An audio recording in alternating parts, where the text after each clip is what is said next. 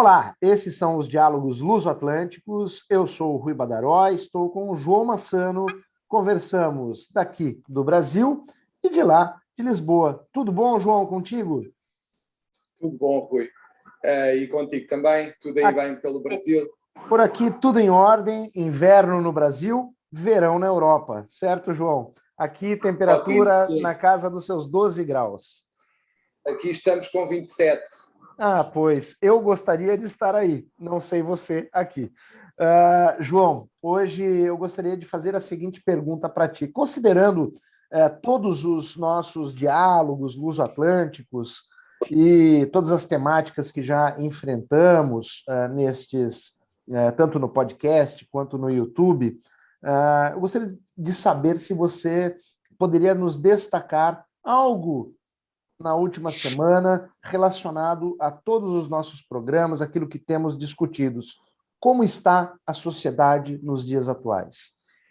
Sabes, Rui, eu lembrei-me muito nesta semana que passou de uma canção do Prince, que era o Sign of the Times, em que ele fazia uma análise da sociedade naquela altura e pegava em vários factos que iam ocorrendo no mundo e perguntava se isto era o sinal dos tempos e o que é que estava a acontecer e se o homem só era verdadeiramente feliz quando morresse verdadeiramente. Era algo assim que ele dizia ali no meio da canção. Portanto, era como se tudo o que se fosse passando, a humanidade caminhasse cada vez mais para perto do seu final e só quando chegasse ao final é que ficava verdadeiramente satisfeita. Ele falava em várias coisas que aconteceram na altura, como o foguete da NASA que explodiu e que mesmo assim as pessoas ainda queriam voar, havia gangues, havia pessoas que se drogavam e ninguém parecia ficar muito preocupado com isso e parece que se caminhava alegremente para algo que era, no fundo, o retrocesso civilizacional. Eu, nesta altura, eu diria que nós estamos a assistir a temas estranhos. Uma guerra no meio da Europa, que é estranhíssimo. Alguém que volta a invadir um país no centro da Europa, já não se via desde a Segunda Guerra Mundial, tanto que temos a União Europeia, que foi para tentar segurar uma paz aqui. Temos aquele caso que falaste a semana passada, da menina de 11 anos que foi violada e que teve aquela decisão judicial inacreditável. Como é que alguém que toma uma decisão daquelas? Será que se fosse a própria filha, ela teria tomado aquela decisão? Temos a criança que morreu em Portugal em circunstâncias muito chocantes. Temos o que estamos a verificar em relação ao direito ao aborto nos Estados Unidos, que era supostamente uma conquista civilizacional americana, já há tantos anos, e isto aconteceu agora. E temos também uma espécie de prémio aos inúteis, àqueles que fazem mal, àqueles que agem mal, que insultam, que difamam, que acabam por ter um maior tempo de antena nos jornais, nas redes sociais, parecendo que são a maioria da sociedade, quando não são a maioria da sociedade, mas como fazem mais barulho, acabam por parecer mais, um pouco como o Martin Luther King dizia: o que me preocupa não são os gritos dos maus, é o silêncio dos inocentes. E aqui estamos a passar pelo mesmo, ou seja, a maioria da sociedade, ao não se manifestar, ao não tomar posição, permite que se passe uma ideia de que a maioria é aquela que reclama, que fala mal, que difama, que insulta. E não é verdade. Eu diria que, por exemplo, aqui em Portugal, o tempo das televisões é ocupado com grande intensidade pelas minorias, pelos partidos mais pequenos, mas que, como falam mais alto, como têm notícias mais bombásticas, como têm tomadas de posição mais radicais, acabam por ter um tempo de antena que parece que são maioritários no país. Há uma série de situações assim que se verificam aqui, e não só, e no resto da Europa, que dá uma ilusão, porque às tantas nós acabamos por estar presos por posições minoritárias que não refletem a maioria da sociedade, mas que toda a gente, por causa do politicamente correto, acaba por ter dificuldade em tomar uma posição contrária. Isto não faz muito sentido. E há outra coisa que eu também verifico, que é parece que quem se porta pior é quem consegue os melhores prémios, as melhores recompensas aqui. E há outra coisa que tem a ver com o que eu já chamei de reclamação do inútil, ou seja, as pessoas são capazes de reclamar contra alguém que, numa fila de trânsito, contra alguém que, numa fila para uma padaria, ultrapassa toda a gente, mas, por exemplo, se forem mal atendidos num serviço público, como um hospital, um serviço de finanças, virem os direitos recusados porque o serviço público não os atende por qualquer motivo, já não reclamam, já não sabem e não se preocupam com isso. Ou seja, nós, em termos sociais, estamos habituados a reclamar de coisas que não têm relevância absolutamente nenhuma, como, por exemplo, o trânsito, as buzinarelas no trânsito, e quando estamos verdadeiramente a ter os nossos direitos violentados, acabamos por não dizer nada, ficamos calados. E isto acaba por ser algo que, se não houver uma consciencialização social, a nossa sociedade vai se alterar. Este sinal dos tempos que vivemos deve levar-nos a todos a ponderar que sociedade é que queremos. Primeiro, que sociedade é que temos? É esta sociedade que temos que queremos? Tentar mudar alguma coisa e ter algum papel mais decisivo em tudo o que se passa. Isso acaba por ser algo que eu acho que nos deve levar a todos a pensar um pouco. João, acho. João, eu tenho uma preocupação. De que maneira nós podemos contribuir, nós, enquanto instituições, enquanto pessoas, podemos contribuir para conscientizar a sociedade e talvez mostrar que os rumos que a civilização tem tomado não são rumos positivos para um futuro próximo. Como você bem nos alertou, algo que beira a surrealidade termos uma guerra no meio da Europa, coisa que não se via desde o término da Segunda Guerra Mundial. De outro lado, também causa espanto um chefe de Estado que até outro dia liderava uma das principais, se não a principal nação do globo, fazer discursos extremistas, como foi o caso do Trump em toda a sua gestão. De outro lado, também causa espanto a mim, enquanto brasileiro, ter um chefe de Estado que também faz discursos que são discursos extremistas, que ou você é a meu favor ou você é contra mim. Portanto, esse tipo de situação preocupa-me demais. Não sei se, como o Carlo Tipola, nas leis fundamentais da estupidez humana, já havia identificado, a gente não pode menosprezar a quantidade de estúpidos que existem por aí. E me parece que esses estúpidos ganham com maior facilidade. As redes sociais fazem mais barulho, João, e ao fazer mais barulho, silenciam os bons, os sinceros, os inocentes, aqueles que pensam de maneira positiva e querem o melhor para a civilização humana. Porque eu acho que nós temos que começar a valorizar as relações humanas e a valorizar menos outras coisas. E temos que nos convencer que a riqueza de uma sociedade são as pessoas e a forma como elas se relacionam.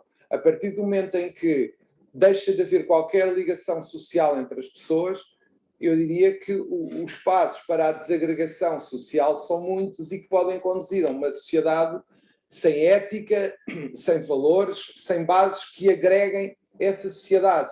E esse é que é o maior problema, é não haver, ou poder não haver, uma agregação social que, no fundo, nos permita viver todos em comunidade. E isso é que é o grande problema que nós estamos a atravessar neste momento.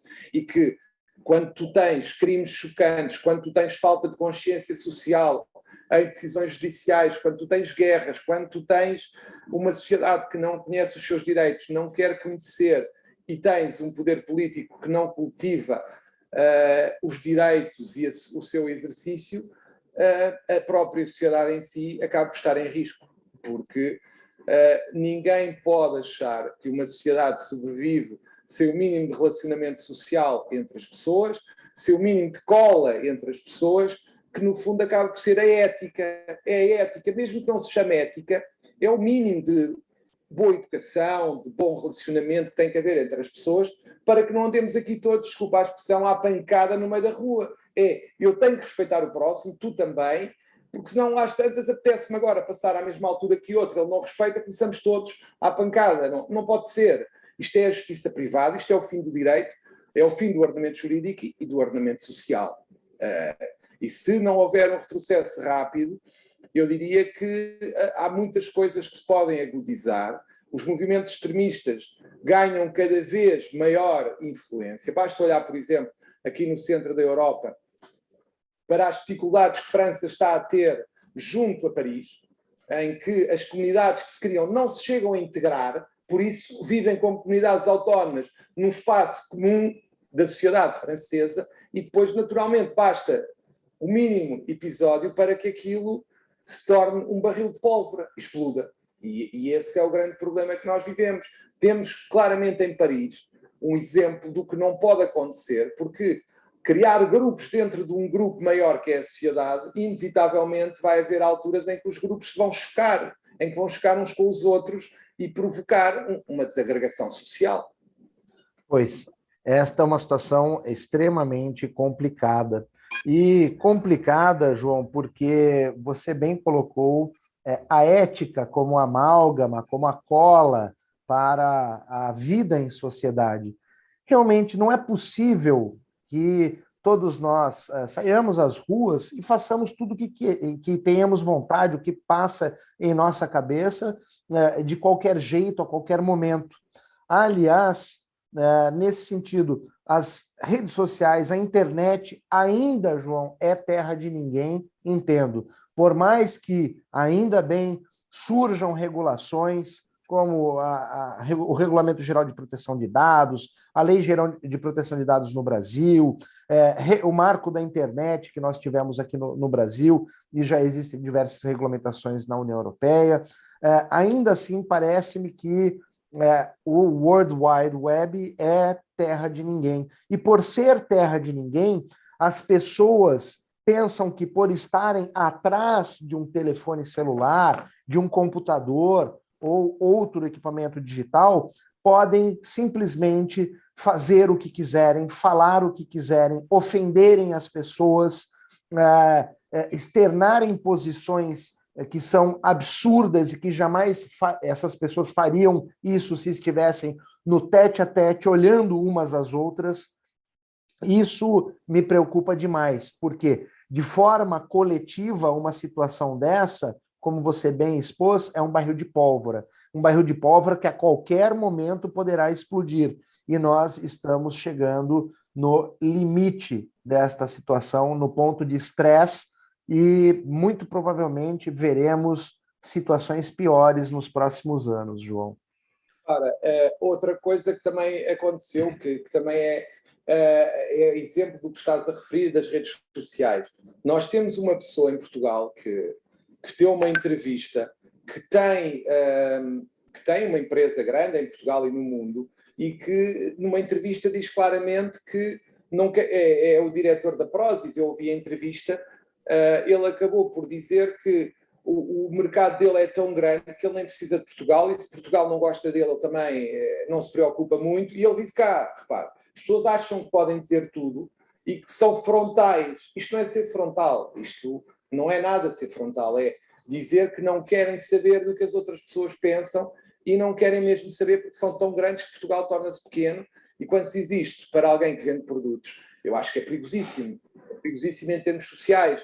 E tivemos também aqui um episódio em Portugal que estamos a viver uma crise política entre o ministro e o primeiro-ministro, porque num dia o ministro das Infraestruturas divulgou um despacho em que dizia que o aeroporto, falava do aeroporto e das fases do aeroporto, e determinava que era o Montijo primeiro, transitoriamente, e depois, ao mesmo tempo, construir-se-ia a pista de Alcochete. E o primeiro-ministro já tinha dito que tinha que haver um consenso entre governo e oposição, e que o Presidente da República teria que ser avisado anteriormente. Ora, isto é uma coisa que também não deveria acontecer. Num dia uma coisa, no outro dia outra. E ontem houve a revogação desse despacho do ministro pelo primeiro-ministro. Portanto, são coisas que não fazem muito sentido, porque estamos a falar de um corpo que deveria ser coeso e não deveria ter este tipo de divisões perante a opinião pública, penso eu, pelo menos numa matéria tão importante como o aeroporto. Mas pronto, penso que por hoje... Sem coordenação não há unidade, ainda que na diversidade, mas é a mesma coisa, Rui, a cola entre a diversidade tem que acontecer o mínimo para que estas situações não provoquem desagregação na sociedade ou no governo. É exatamente o mesmo. É exatamente isso, João, é exatamente. E, João, para encerrar os nossos diálogos luso-atlânticos, pergunto novamente, ou deixo a pergunta para quem sabe que aqueles que nos assistem e nos ouvem possam nos ajudar a responder. Como faremos para conscientizar esta sociedade em que vivemos que os rumos tomados não são os melhores? Nós precisamos nos atentar para uma vida digna em sociedade, prezando pela ética e pelo bom relacionamento humano. Ajudem-nos a responder. Certo, João? Certo. Contamos convosco. Um grande abraço a todos. Esses são os diálogos luso-atlânticos e voltamos na próxima semana. Até à próxima, até para a semana. Obrigado.